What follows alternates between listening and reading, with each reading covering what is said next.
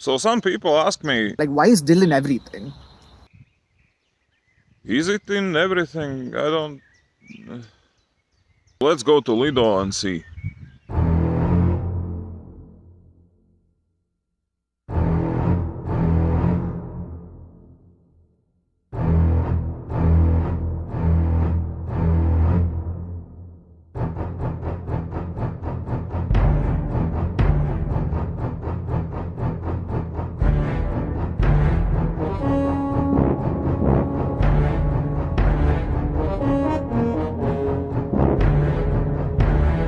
Okay, maybe dill is in a lot of our food, but it's not like it's mandatory or something.